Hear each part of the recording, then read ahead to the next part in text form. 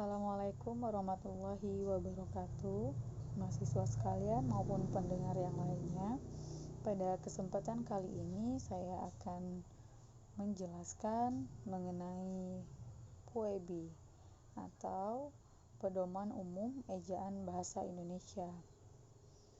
Berkenaan dengan ejaan yang kita gunakan itu sudah mengalami beberapa kali pembaharuan, yakni dimulai sejak penggunaan ejaan Van Ophuijsen pada tahun 1901 sampai dengan 1947 itu mengalami perubahan-perubahan beberapa kali hingga dengan saat ini yang terakhir, yakni PUEBI yang disahkan pada tahun 2015, yang mana sebelumnya itu kita menggunakan ejaan EYD atau ejaan yang disempurnakan.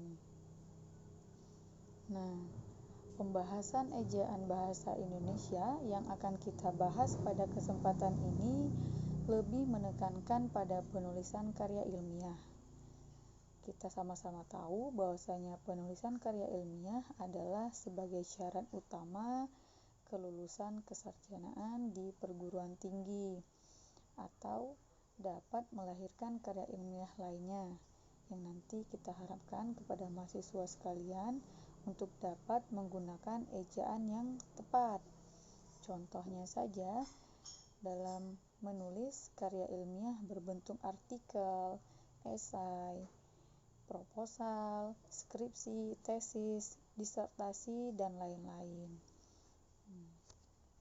Selanjutnya saya akan jelaskan mengenai peta konsep di dalam pembahasan kali ini. Yang pertama adalah pentingnya EBI atau Ejaan Bahasa Indonesia pada karya ilmiah, seperti yang sudah saya jelaskan tadi, dan ditambahkan dengan kita tentunya perlu dan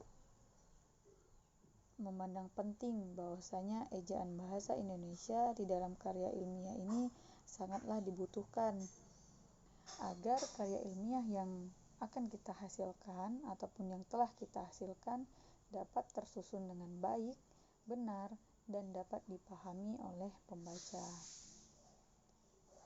Selanjutnya, di dalam EBI nanti akan kita bahas mengenai pemenggalan kata, penulisan singkatan, penulisan huruf kapital dan huruf miring bagaimana, kemudian penulisan kata yang nanti di dalam penulisan kata akan terbagi beberapa hal lagi. Selanjutnya, penulisan angka dan lambang bilangan, pemakaian tanda baca dimulai dari titik, tanda tanya, tanda koma, tanda seru, dan lain-lain.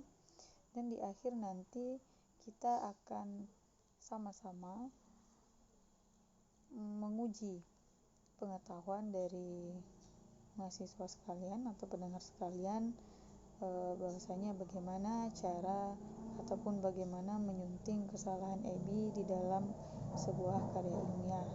Akan ada satu contoh nanti ataupun satu bentuk latihan yang akan dilakukan untuk mengasah kemampuan kita setelah kita sama-sama belajar dan memahami tentang PUEBI atau Pedoman Umum Ejaan Bahasa Indonesia.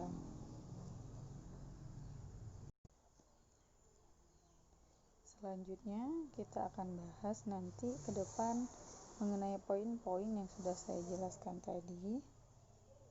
Dan poin-poin ini tentunya sesuai dengan PUEBI atau Pedoman Umum Ejaan Bahasa Indonesia yang telah diterbitkan oleh Permendikbud. Dalam Permendikbud bisa dicek pada nomor 50 tahun 2015. Masuk kepada pembahasan yang pertama, yakni berkenaan dengan pemenggalan kata.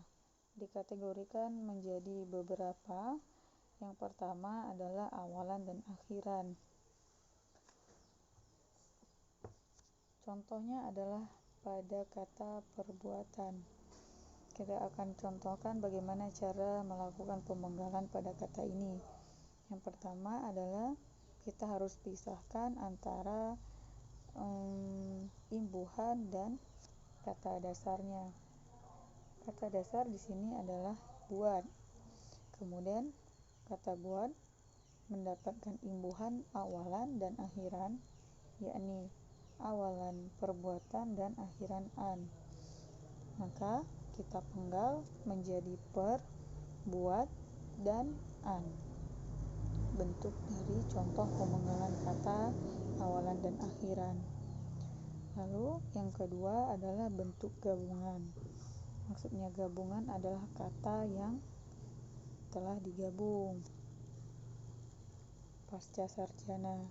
Kita tahu bahwasanya penulisan kata pasca sarjana itu tidak dipisah antara pasca dan sarjana, melainkan digabung. Makanya dikatakan sebagai bentuk gabungan ataupun kata gabungan. Maka kita penggal menjadi pasca sarjana. Kemudian yang ketiga adalah pemenggalan kata dasar. Seperti contoh, lalu apabila dalam bentuk kata saat, berarti adalah sa dan at. Selanjutnya adalah pemenggalan satu huruf vokal. Artinya di dalam satu kata kita akan penggal satu huruf vokalnya. Seperti kata ada. Bentuk pemenggalannya adalah a, lalu dipenggal, dan da. Atau ini, maka dipenggal menjadi ini, i, dan ni. Selanjutnya adalah pemenggalan diftong vokal au, e, u. Ya, seperti contoh adalah aula. Maka dipenggal menjadi au dan la. Karena au adalah bentuk dari vokal diftong. Selanjutnya adalah konsonan yang berurutan. Huruf konsonan adalah huruf mati istilahnya ya. Jadi pada kata mandi terdapat huruf konsonan yang berada di tengah N dan D, sehingga konsonan ini dikategorikan berurutan. N dan D berdekatan ataupun berurutan, maka dilakukan pemenggalan kata, yakni man dan di. Kemudian dipenggal. Selanjutnya adalah konsonan di antara dua huruf vokal. Konsonan, kuncinya adalah konsonan di antara dua huruf vokal. Kita lihat pada kata bapak, huruf P adalah huruf konsonan yang diapit antara dua huruf vokal. Maka dipenggal, cara pemenggalannya adalah pemenggalan katanya ba dan pa, bukan bab kemudian a. Ini salah. Selanjutnya adalah diagram. Diagram adalah gabungan dari huruf konsonan yang mewakili fonem tunggal. Artinya gabungan dari huruf konsonan yang melahirkan satu bunyi tunggal. Contohnya adalah huruf K dan H. Ya. Jadi katanya adalah makhluk. Jadi kita penggal pada setelah bunyi diagraf ini. Atau bisa juga SY syarat misalnya, ya kan? Bunyi SY. Kemudian selanjutnya adalah 3 atau 4 konsonan berurutan. Kalau yang tadi hanya 2 konsonan yang berurutan, kalau yang ini adalah 3 atau 4. Jadi banyak konsonan yang berurutan. Contohnya di sini adalah bangkrut. N, G, K, L adalah huruf konsonan. Jadi bentuk ataupun cara pemenggalannya adalah bunyi bang, kemudian krut. Selanjutnya adalah penggunaan kata trans dan digabungkan dengan kata dasar ataupun kata yang bebas, sehingga transnya dipisah. Barulah dilakukan pemenggalan selanjutnya pada kata portasi. Trans sehingga menjadi transportasi. Lalu bagaimana apabila kata trans itu akan kita penggal di dalam gabungan antara trans dengan bentuk kata terikat? Contohnya adalah transgender, sehingga trans menjadi dipenggal. Kalau yang di sini tadi transportasi, sehingga di sini yang kedua ini menjadi transgender, bukan transgender, ya.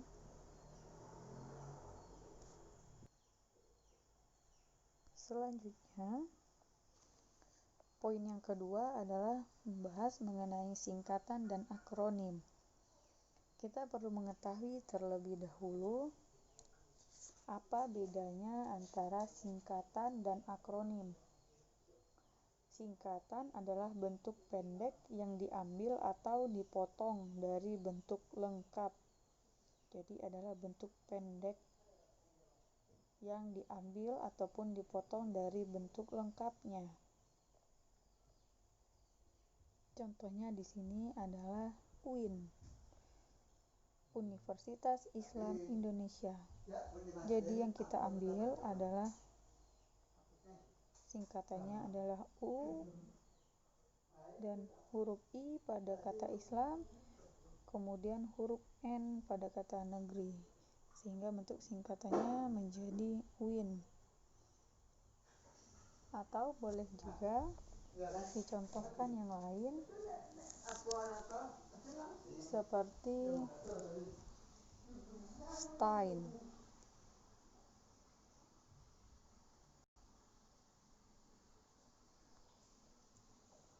merupakan hasil singkatan dari Sekolah Tinggi Agama Islam Negeri, atau yang dulu kampus mula kita adalah IAIN, Institut Agama Islam Negeri.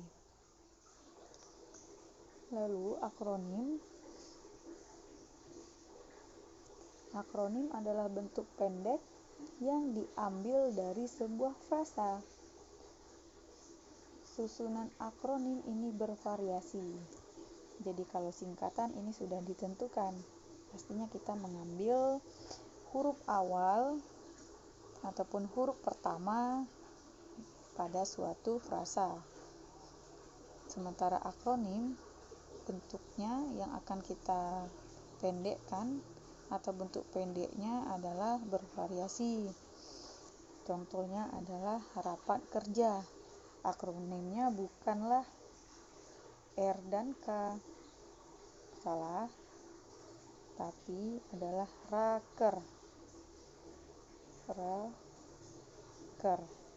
Diambil dari dua huruf pertama pada kata satu, dan yang kata yang keduanya diambil juga dua huruf pertama.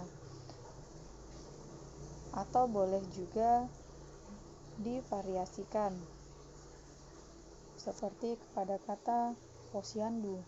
Posyandu bukan diambil, singkatannya bukan diambil dari dua huruf di awal seperti pada raker ataupun rapat kerja, melainkan variasi posyandu,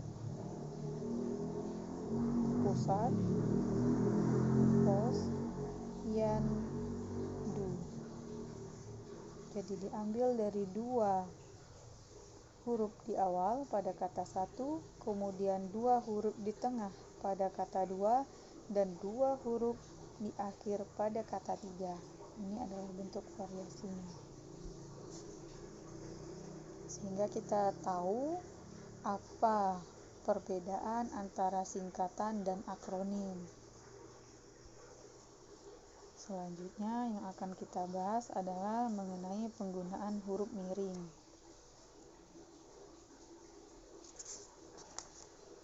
Jadi huruf miring ini digunakan berfungsi untuk menyatakan nama buku yang kita kutip, misalnya, ataupun nama majalah yang kita kutip di dalam sebuah karangan. Misalnya saja adalah ketika kita menuliskan pada sebuah karangan majalah bahasa dan sastra diterbitkan di Pusat Bahasa. Yang ingin kita tegaskan di sini adalah judul daripada majalah ini. Maka kata bahasa dan sastra dicetak miring karena fungsinya adalah menunjukkan nama daripada buku ataupun majalah. Selanjutnya, huruf miring juga digunakan untuk menegaskan bagian kata. Contohnya saja, misalnya pada persyaratan yang mesti ataupun harus dipenuhi. Contohnya adalah pada kalimat setiap mahasiswa wajib memiliki e-learning. Pada kalimat ini yang ingin ditonjolkan adalah penggunaan kata wajib. Bahwasanya setiap mahasiswa wajib memiliki akun e-learning. Kata wajib di sini adalah kata yang perlu ditegaskan untuk menjadi perhatian sebagai syarat. Selanjutnya adalah istilah asing. Jadi huruf miring digunakan untuk menyatakan istilah asing ataupun istilah ilmiah di dalam sebuah karangan ataupun di dalam sebuah tulisan. Contohnya saja adalah pada kalimat saya khawatir apabila pengajuan ini akan di-reject oleh atasan. Kata di-reject adalah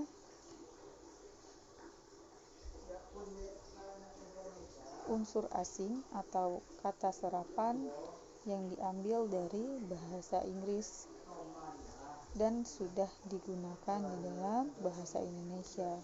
Karena bahasa Indonesia ini merupakan kumpulan dari kata serapan ataupun unsur serapan yang diserap dari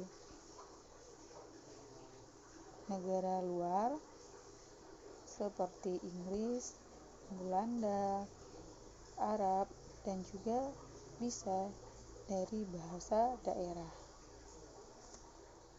Namun nanti akan lebih kita bahas secara mendalam pada pembahasan selanjutnya.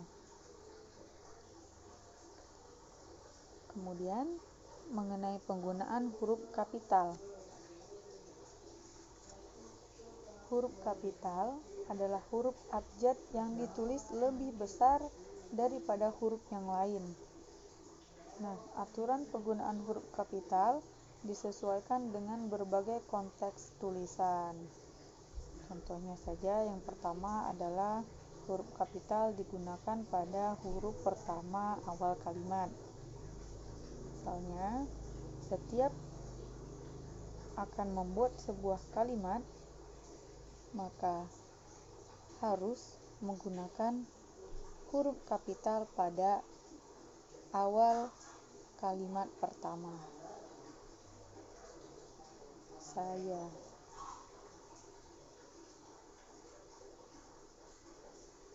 akan pergi. Maka huruf saya di sini harus ditulis dengan huruf kapital ataupun huruf besar. Selanjutnya, huruf kapital untuk menyatakan nama agama atau hal-hal yang berbau dengan agama.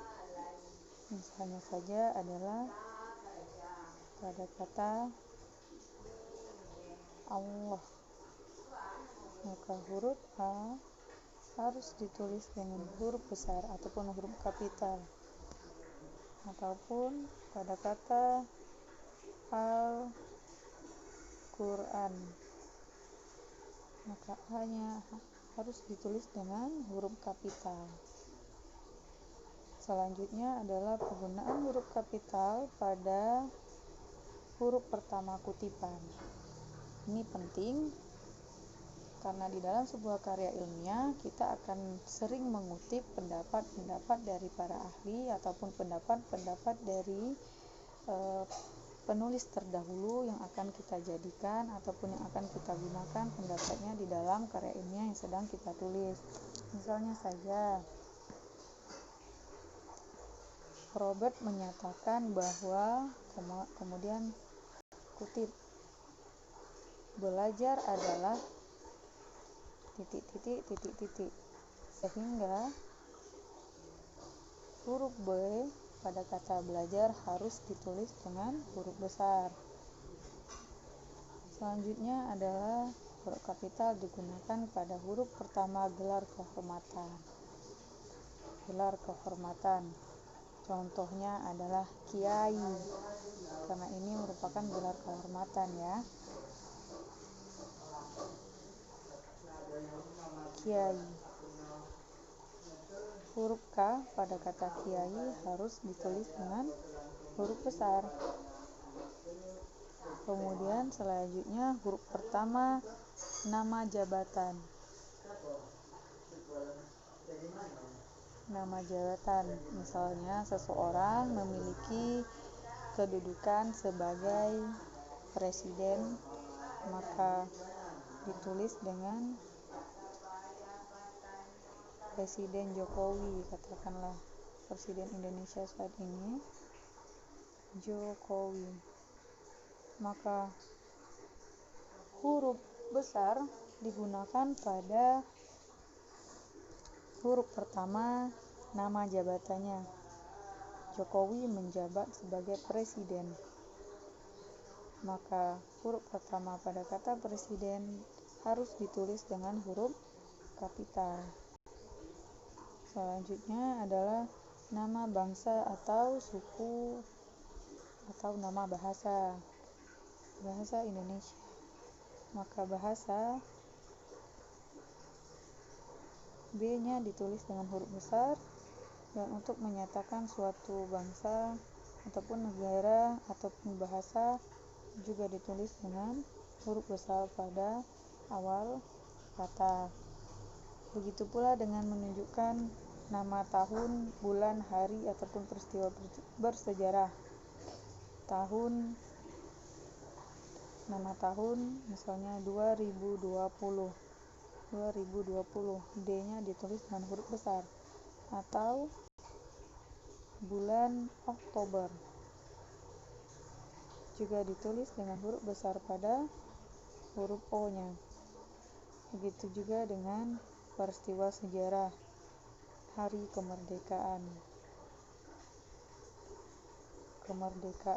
maka H ditulis dengan huruf besar. Begitu juga dengan kemerdekaan.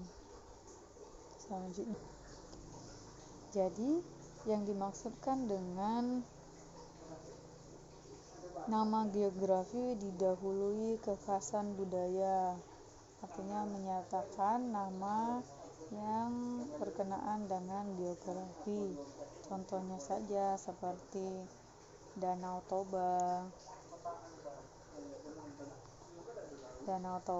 maka huruf pertama pada kata D dan huruf T pada kata Toba ditulis dengan huruf besar. Atau Gunung Kerinci, maka kata kerinci dan huruf G pada kata gunung ditulis dengan huruf besar karena menunjukkan nama dari geografi. Kemudian ada yang namanya istilah kekerabatan.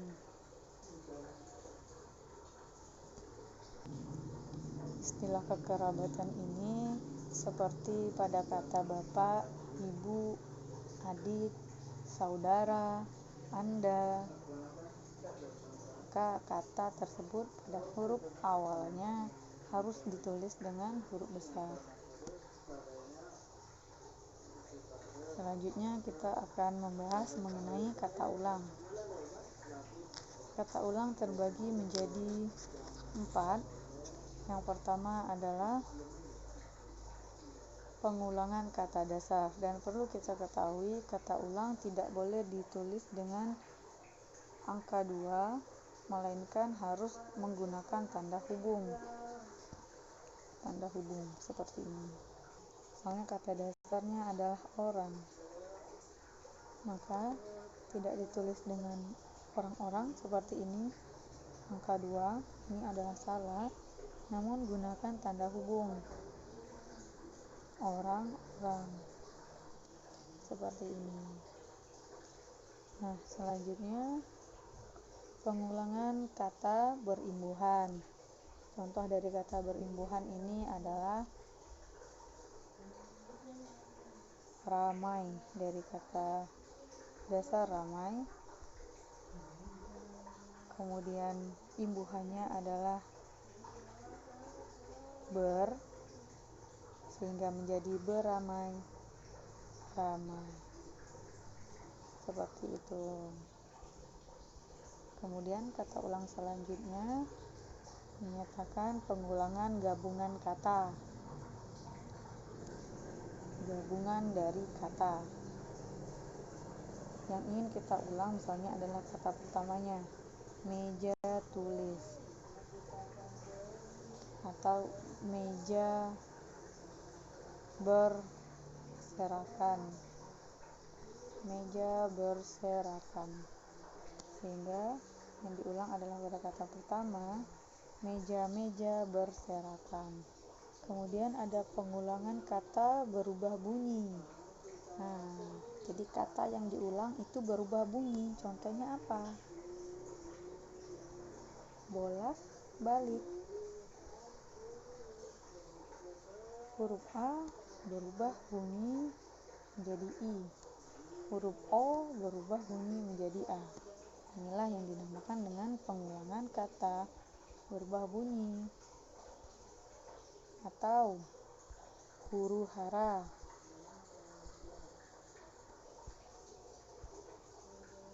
Ya. Atau juga lauk pauk contohnya. Kemudian kita membahas mengenai gabungan kata. Gabungan kata ini mengikuti beberapa kaidah. Yang pertama adalah gabungan kata yang berupa kata majemuk. Jadi bagaimana cara menggabungkan kata yang berupa kata majemuk? Jadi syaratnya adalah kata majemuk ini disusun secara terpisah atau ditulis dengan terpisah, bukan digabung. Contohnya adalah dari kata majemuk kereta api. Kereta api. Kereta api ini menjelaskan satu makna, maka ia dikatakan sebagai kata majemuk. Makna dari kereta api adalah satu. Nah, lalu apa contoh kata majemuk yang lain? Rumah sakit. Rumah sakit adalah bentuk dari kata majemuk karena menjelaskan ataupun menghasilkan satu makna. Selanjutnya adalah kata serangkai.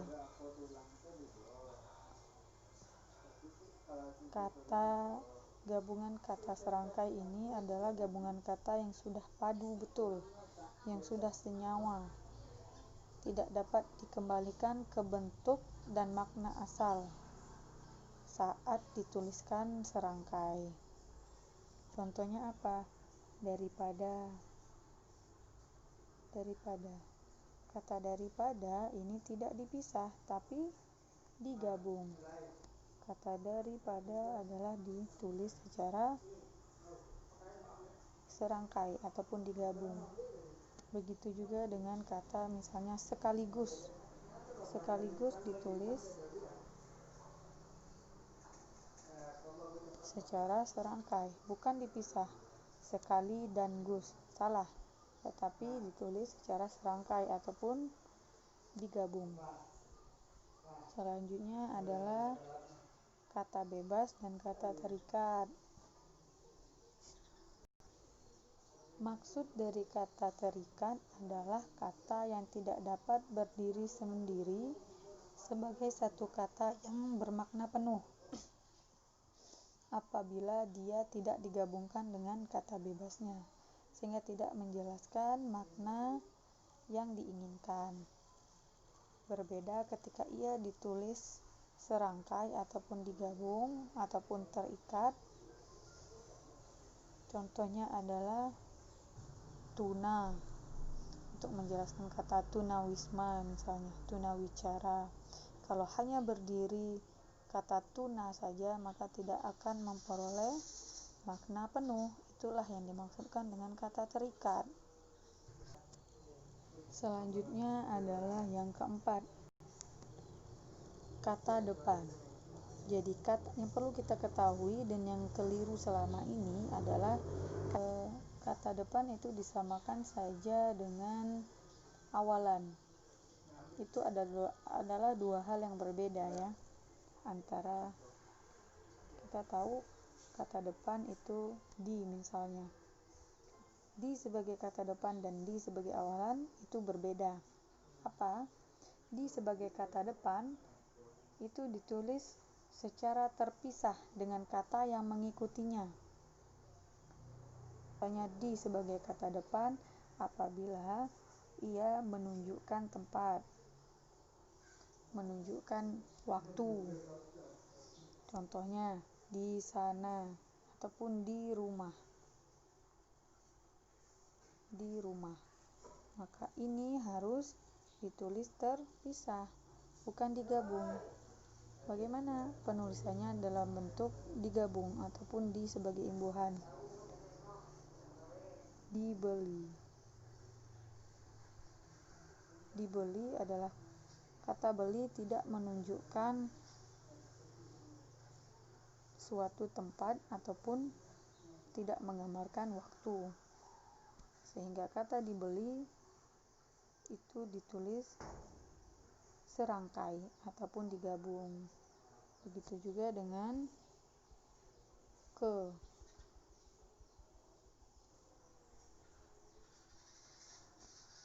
Ya, di dan ke misalnya. Contohnya, ke sebagai kata depan adalah harus dipisah. Menyatakan ke Jambi, maka ia harus ditulis terpisah. Lalu ketika dia digabung, kesesuaian.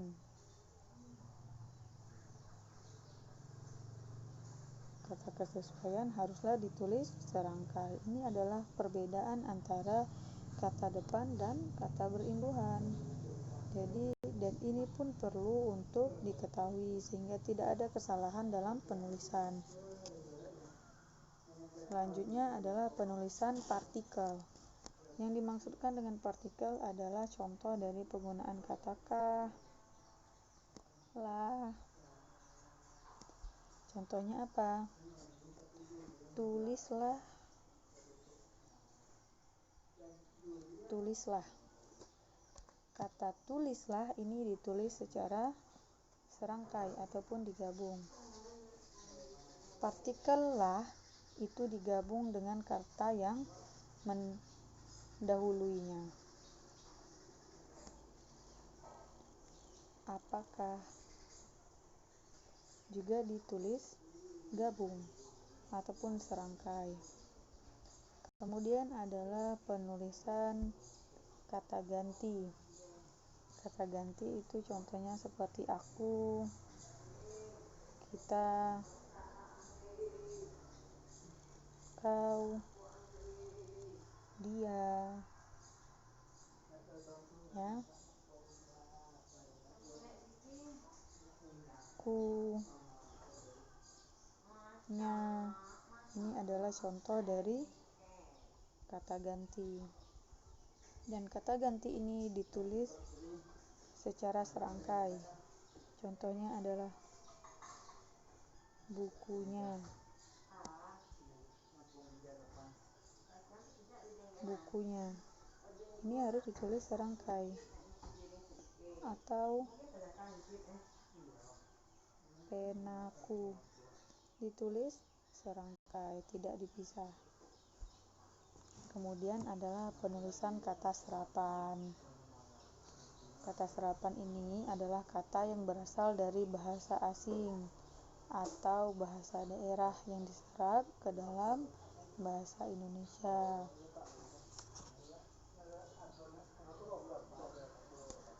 Nah, selanjutnya yang akan kita bahas adalah mengenai angka dan lambang bilangan. Angka itu terbagi menjadi 3, yaitu ada angka Arab, angka Romawi, dan huruf.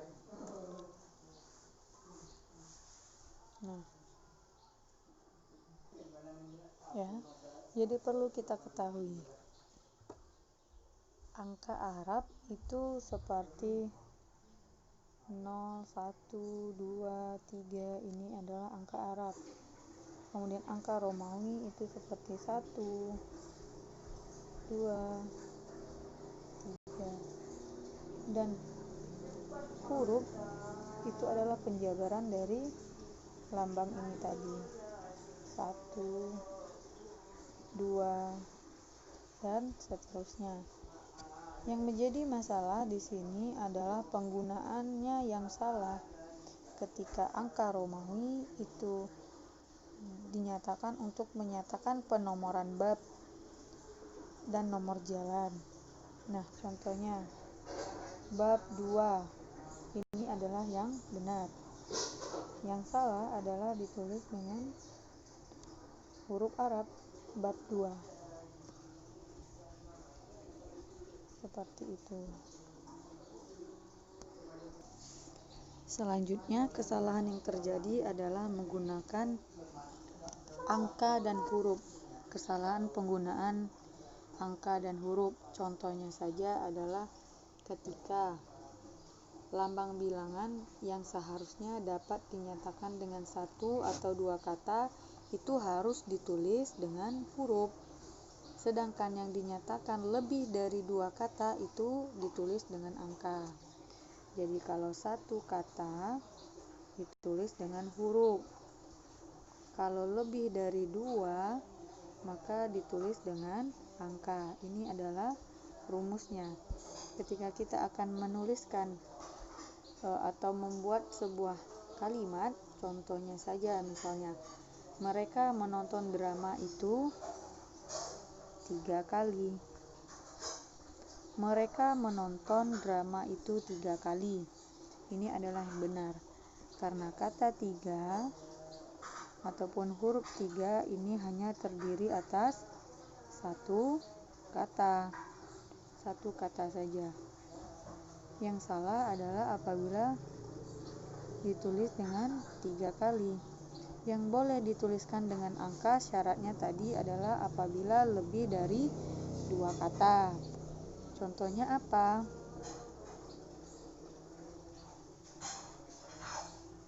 20.000. Nah, kita lihat 20.000 terdiri atas 3 huruf. Sehingga kata 20.000 ini harus ditulis dengan angka, bukan ditulis dengan huruf.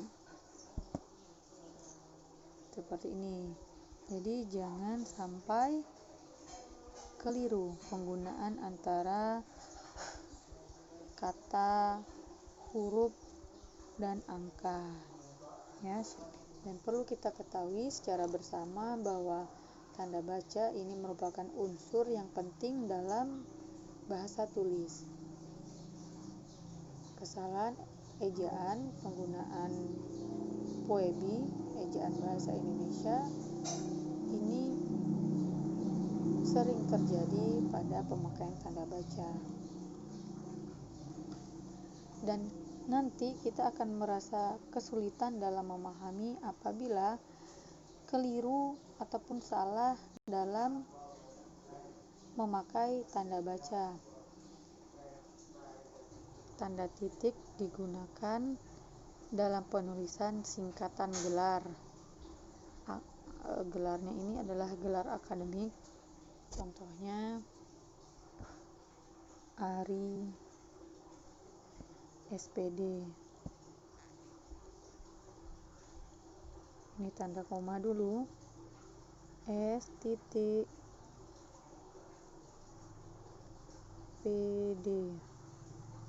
Jadi tanda titik itu digunakan dalam penulisan singkatan gelar akademik dan nama orang. Tanda titik dan tanda titik. Selanjutnya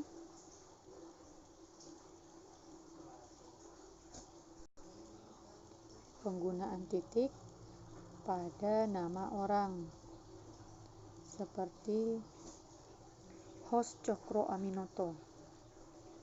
Hos Cokro Aminoto ini adalah singkatannya dari nama seseorang, H-O titik barulah Cokro Aminoto.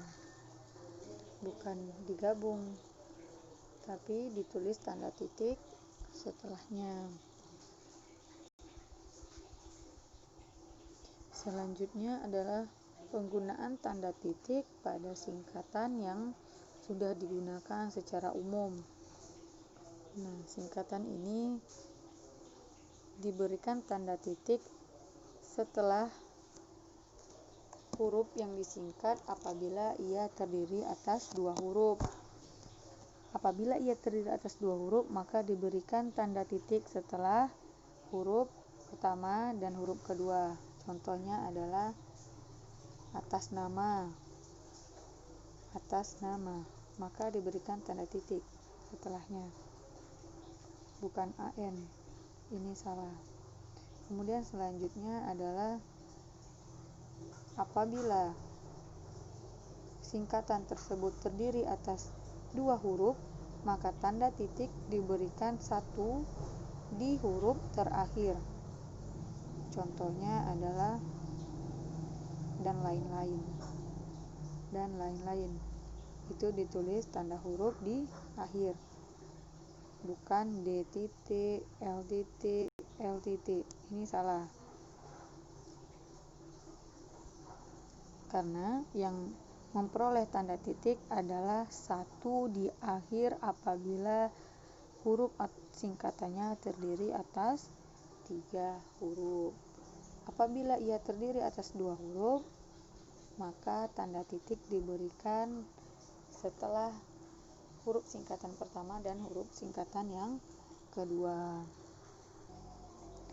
Dan selanjutnya adalah ini termasuk juga penting karena di dalam karya ilmiah yang ditulis oleh mahasiswa terkadang juga menyertakan tanda titik. Perlu diketahui pada NIP itu tidak ada tanda titik setelahnya, ini tidak ada ya. Jadi NIP itu tidak ditulis dengan tanda titik setelahnya 193121 misalnya. Itu tidak mendapatkan atau memperoleh tanda titik, karena yang memperoleh tanda titik hanyalah untuk menyatakan jumlah. Misalnya adalah sebanyak 20.000 orang mengikuti unjuk rasa. Jadi 20.000 orang, sebanyak 20.000 orang ini menyatakan jumlah, karena jumlah dari orang yang mengikuti demo sebanyak 20.000 orang, maka perlu menggunakan tanda titik di sini. Namun pada NIP itu tidak menunjukkan jumlah, hanya menunjukkan penomoran saja ataupun mendeskripsikan penomoran saja, sehingga tidak perlu ada tanda titik di sana. Baik, selanjutnya adalah berkenaan tentang unsur serapan.